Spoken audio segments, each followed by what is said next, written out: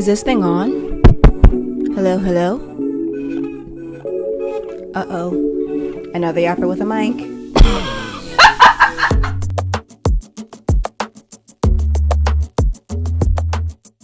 Hello, everyone, and welcome back to the Napkin in Between podcast. I am your host, Dejanay Jones.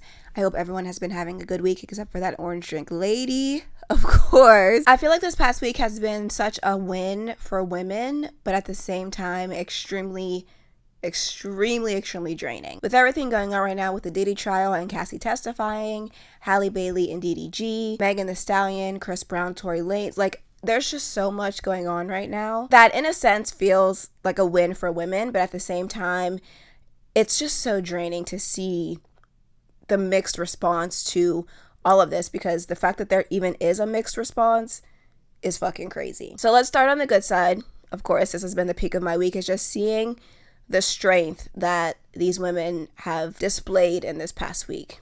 First with Cassie and having to testify in the trial against Diddy, having to relive years and years and years of trauma is one of the hardest things that a person can do. Even if you've done the work to heal from that trauma, having to go back and retell the story can be insanely re-traumatizing. So for her to get up there and testify against him and tell her side and finally be able to let go of that, yes, it can be very healing, but it can also be extremely re-traumatizing as well.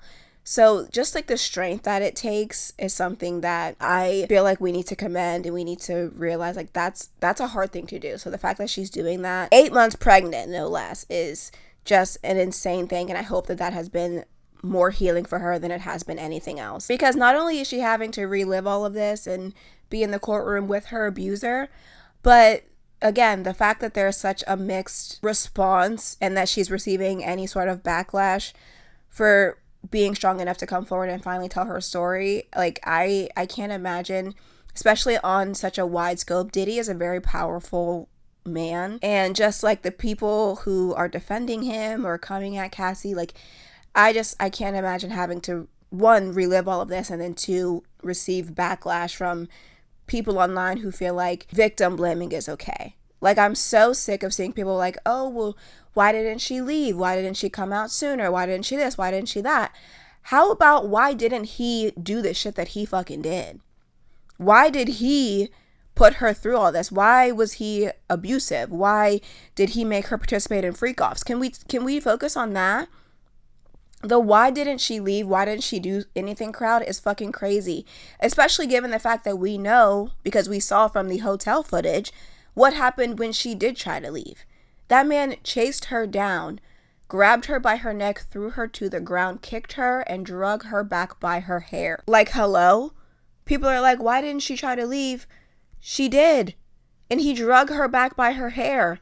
Or when she jumped out of a car and he instructed one of his bodyguards to chase her down and bring her back. And that's only 2 instances that I am aware of where she talks about when she did try to leave, where she was hunted down and brought back. This man is wild. She just testified that when she was dating Kid Cudi, he was angry and told her, I'm going to blow up his car. And then Kid Cudi's car blew up.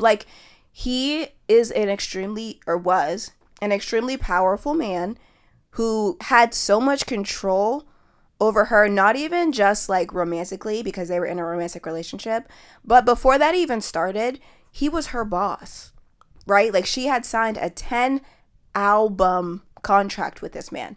A 10-album contract is fucking crazy. I just looked because I wanted to see roughly how long that would be, so I just looked at Beyonce's discography and I counted 10 albums.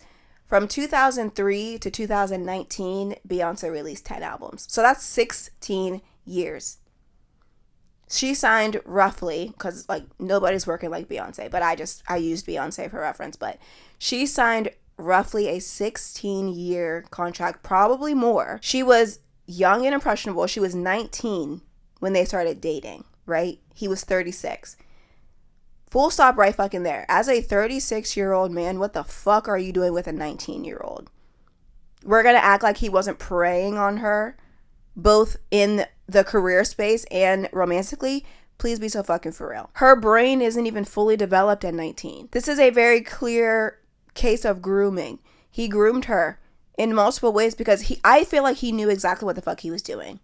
He knew exactly what the fuck he was doing. He wanted to control as much of her as he could so that she would do whatever he said to do. There's no way you can convince me otherwise. Signing a 10-album contract and then getting into a romantic relationship when you're 36 and she's 19. Lock him away and throw away the fucking key. I want him under the jail. But to see people victim blame her and question, oh, why didn't she leave? Why didn't she this? Why didn't she that? Ho, you can't even tell your fucking hairstylist that they fucked up your hair. You go in for a fucking trim, they give you a fuck ass bob. You tell them that you love it. You go home, cry, and make a TikTok about it.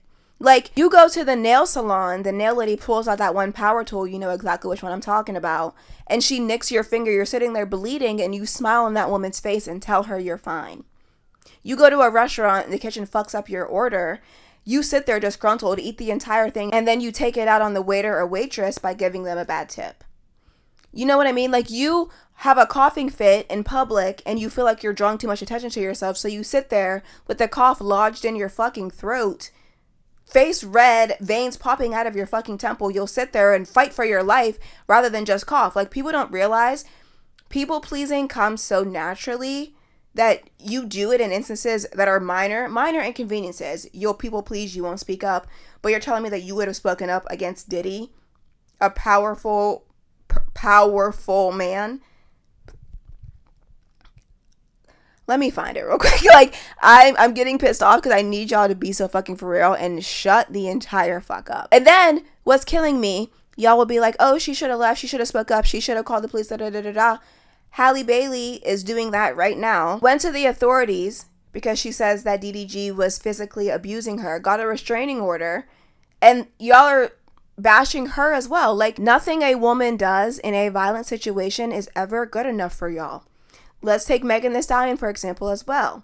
Shot in the foot by Tory Lanez. She didn't even press fucking charges. The state of California pressed charges, but y'all have not let her breathe a fucking day because the state of California pressed charges on that man.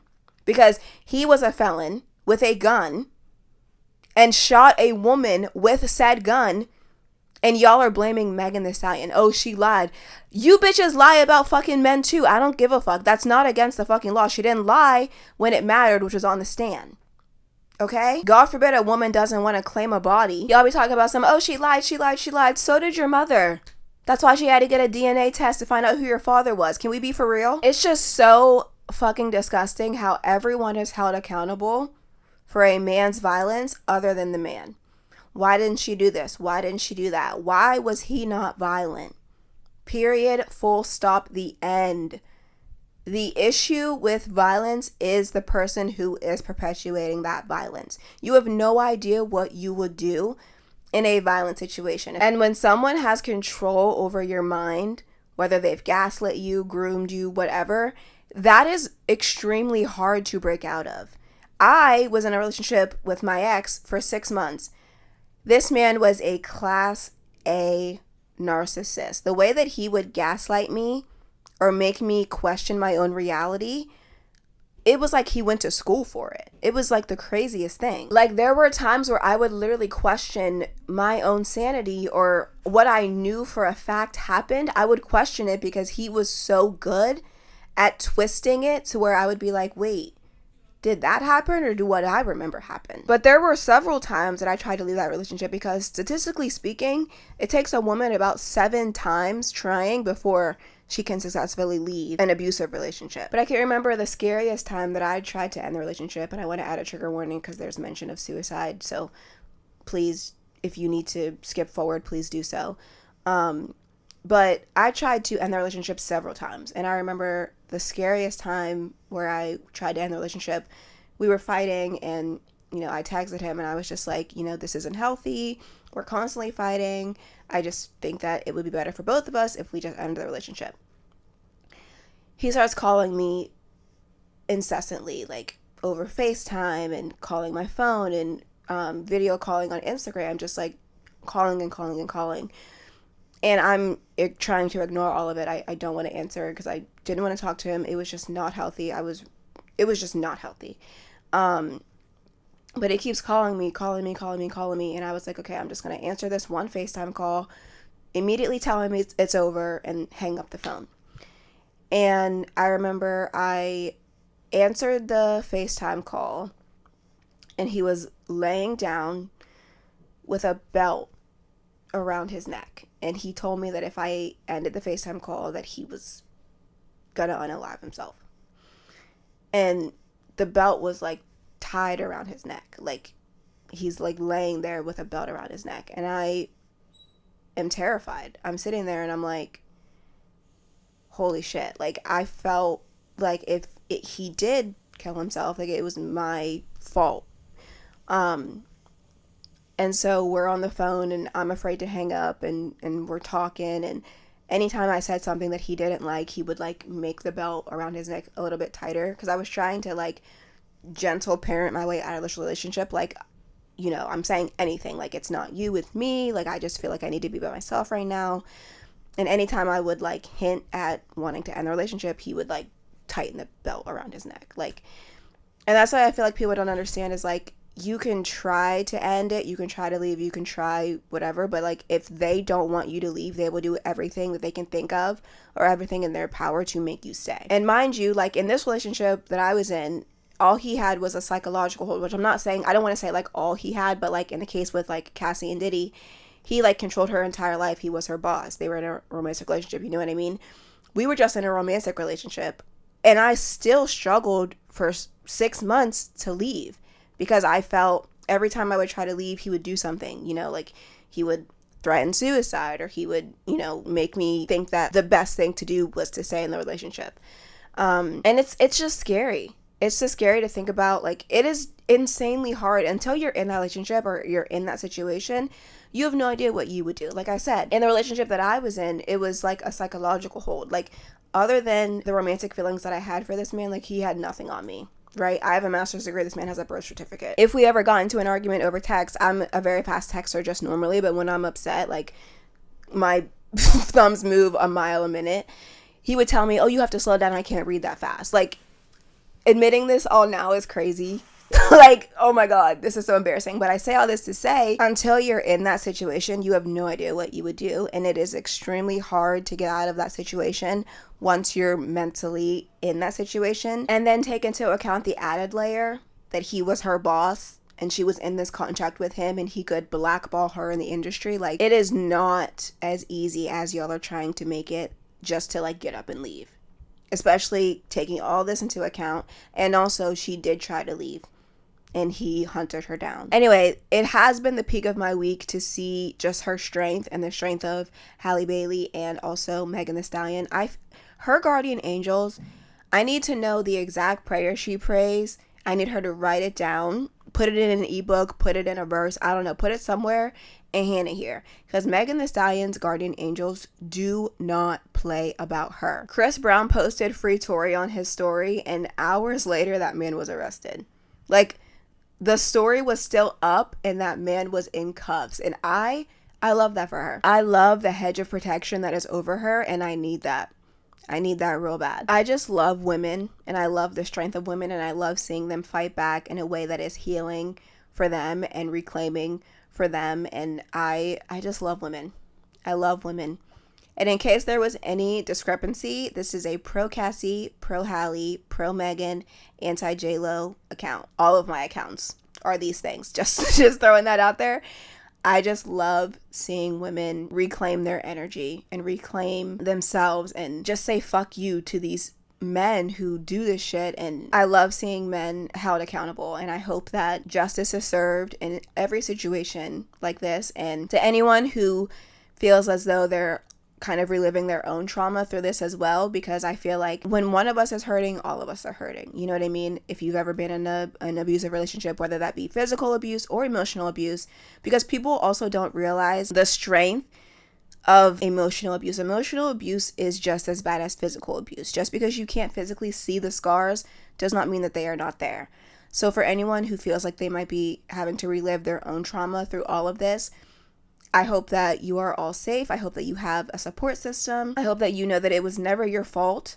However, you decided to navigate this very scary and abusive situation. If any of you ever need to talk, my DMs, my email, my everything is always open. Please reach out to me. Not to get all High School Musical on you, but we are all in this together, and a win for one of us is a win for all of us, in the very same way that a victim blame for one of us is a victim blame for all of us. And I want people who are victim blaming any of these women to also know you are showing the people in your real life just how much of a safe space you aren't, right? You think that, you know, you're spewing this at Cassie or Halle or Megan or whatever, but the people in your real life also see this and are also like, damn. Like, you might not realize it, but the real people you're hurting are the people in your real life. You might be spewing it at Cassie, Halle, Megan, whoever. Chances are they probably aren't going to see your exact message, but the people in your real life absolutely will. So let's just keep that in mind as well. You're actively showing the women or the men in your real life, because 1 in 4 women and 1 in 9 men experience this at some point in their lives. You are showing them that you are not a safe space. Even if you feel like you don't know anyone who's experienced it, I promise you do. And they are seeing exactly how you are responding to all of these situations. I hope that y'all will keep that in mind, and I hope that you will understand psychological and physical abuse is very real. It is an extremely difficult situation to get out of and to finally come to terms with and leave. And it's just like, I just need more people to really understand that. And hopefully you will do the work, and you will. That was kind of long and kind of all over the place, but that has been the peak of my week, is just seeing the strength of women and seeing women come together. Thankfully, I've realized too that I'm surrounding myself with great people, because everyone that I've talked about personally, or my mutuals online, my friends online, like, they're all on the right side of all of this. And so that's just like healing and validating for me that the people that I'm surrounding myself with are good people. So anyway, that's been the peak of my week. Please tell me the peak of your week, something that made you smile, kept you grounded, kept you sane in the chaos of the world. While I do feel like this past week has been a win for women, the Lord works hard, but the U.S. government, it works harder. We are living an actual episode of The Handmaid's Tale in real life right now. There's this woman, her name is Adriana Smith, and she went to the hospital back in February because she was having headaches. They gave her medication and they sent her home. The next day, her boyfriend woke up to her gasping for air, and he called the police. She was rushed to the hospital. They found that she has multiple blood clots in her brain, and she was declared brain dead. However, she's 9 weeks pregnant, or she was 9 weeks pregnant back in February when this all started. And so since she was pregnant, they are keeping her on a ventilator so that she can be an incubator for the baby. That's essentially what they're doing to her right now. She's an incubator for this baby who was 9 weeks when this process started. So clump of cells, not viable, heartbeat, sure, but cannot survive on its own at 9 weeks, okay? But because of Georgia's abortion law, which is known as the heartbeat law, an abortion is illegal after a heartbeat can be detected, which is around 6 weeks. So she was declared brain dead, which is legally dead. If you're brain dead, doctors can't do anything to bring you back. So she was declared dead when she was 9 weeks pregnant. She is now currently 21 weeks pregnant, and they plan to keep her on the ventilator until the baby reaches a stage where it can be safely delivered, I say in quotes, which is 32 weeks. So at this point, she has been on this ventilator for longer than she was ever even pregnant. And they're going to keep her on it against her family's wishes. And also, her family has to pay for this medical treatment, which they are against. They have said they do not want her to be on this ventilator. But they plan to keep her on this ventilator for at least another 11 weeks until they feel like they can safely deliver the baby. Mind you, the baby has fluid on its brain. So high chance that the baby won't even survive, but they refuse to take her off of this ventilator because of the abortion laws. What the fuck is happening? We are literally living in an episode of The Handmaid's Tale. There is literally an episode of The Handmaid's Tale where one of the handmaids is dead and they keep her on a ventilator because she is pregnant and they want to deliver the baby. I am sick to my stomach because, again, her mom has said the family has no choice in this. The doctors have told her mom she's not allowed to make medical decisions for her, and they plan to keep her on this ventilator until they can deliver this baby. While at the same time charging the family, they're not allowed to make medical decisions, but they have to pay for said medical decisions. What are we even talking about? And partially I understand the doctor's hesitancy, because with these abortion laws, like, they're fucking ridiculous. They could be charged criminally. They could lose their jobs. They could lose their license to practice medicine. Like, so I can understand, like, their hesitancy or their want to do this, because, like, there's so much of a gray area. But at the same time, I feel like this isn't a gray area. Like, if a woman is pregnant and she gets into a car accident and she dies, that's not her having an abortion. Like, she died and her baby died too. Like, you know, you see what I'm saying? So it's like Adriana went to the doctor because she was having headaches. They gave her medicine, sent her home. She went because she was having trouble. She was having terrible headaches. And they didn't look or didn't do, I don't know the specifics, but they didn't do anything to really help her. They gave her medicine and sent her home. The next day, she's gasping for air, so her boyfriend calls 911. They find she has blood clots. And now she has to be kept alive because the first hospital didn't do what they were supposed to do and didn't do enough investigating to figure out why she was having these terrible headaches. Like, legally, I don't see how this can be considered an abortion. And even lawyers and people in the legal field have said, like, this is not an abortion. So it's like, I'm not understanding the discrepancy. At the same time, like, yes, I can understand the doctor's hesitancy, but at the same time, I can't. Because there's no way that this can be considered an abortion, and I need someone in the legal field to, like, step in and do something. This is, like, inhumane. This is inhumane to keep this woman alive just to deliver the baby, and then the baby might not even survive because the baby has fluid on its brain, and the baby could be blind or not be able to walk. And then even if the baby is able to be successfully delivered and it lives, they're not going to give a fuck about that baby once it's here. No universal health care, no free lunch, school shootings out of the fucking wazoo. Like, why does a fetus have more of a right to life and protection than actual living, walking human beings? Pro-life my fucking ass. You only give a fuck about fetuses when they're not even, that's not a life. What the fuck are we talking about? This poor woman, this is so inhumane for her, for her family, for her son, to see her in this situation, in this position, because they would rather make her an incubator than actually give a fuck about her for a fucking fetus. Bro, this is not real. This is ridiculous, and I need somebody to do something, because what the fuck? I just don't even understand how this was able to go on for so long. This whole thing started when she was 9 weeks pregnant. She's currently 21 weeks pregnant. She's been on a ventilator. She's been in an incubator for the majority of her pregnancy at this point, and will continue to be so for 11 weeks. And nobody in that hospital is thinking, maybe we shouldn't be doing this. There's just no way that this can be considered an abortion. And this is why we need federal protection of abortion rights, because let roles be reversed and the law is now men have to get mandatory vasectomies. That shit would never fucking fly.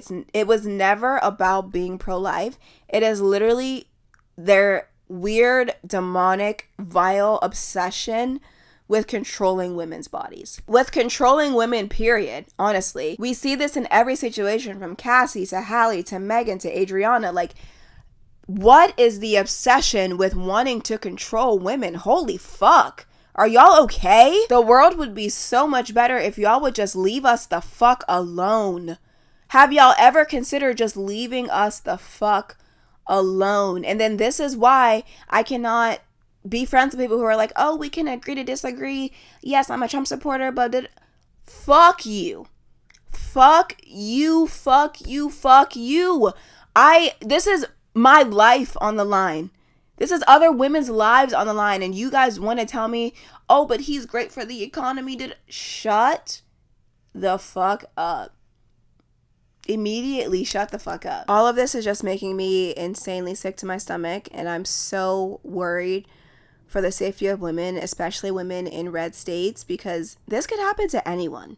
You know what I mean? Like, pregnancy is beautiful, a beautiful thing, but it's also an extremely scary thing, and you never know what could happen. And with these laws and them caring more about fetuses than actual living, breathing women, like, it's just like, it makes me sick to my stomach, and I don't understand how this can even be happening right now. Like, this is something straight out of a dystopian TV show, and we're seeing this in real fucking life. I'm just sick to my stomach, and I need someone to step in and do something. I don't know who, but someone has to do something. This is inhumane, and I fear that if it happens in one situation, this can spiral real quickly and real aggressively and get way out of hand. Like, we've already seen a couple cases of women who have died because of these abortion laws, and now we're seeing a woman, like, they won't even let her rest in peace because of these abortion laws. And, like, I'm just, like, sick to my stomach. And then they wonder why women don't want to have kids. First of all, in this fucking economy, hell no. Second of all, in this fucking political climate, hell fucking no. Absolutely not. I just hope that all women are taking necessary precautions to protect themselves. And it shouldn't even be that we have to take precautions. It should just be that men shouldn't be violent towards us, and the government shouldn't be controlling our fucking bodies. But I just hope that everyone is protecting themselves. Do whatever you have to do, because it's just really crazy out here. There's really no safe space for women, especially Black women, and it just makes me sick to my stomach. Do whatever you have to do to protect yourself. Keep that thing on you and keep that other thing out of you.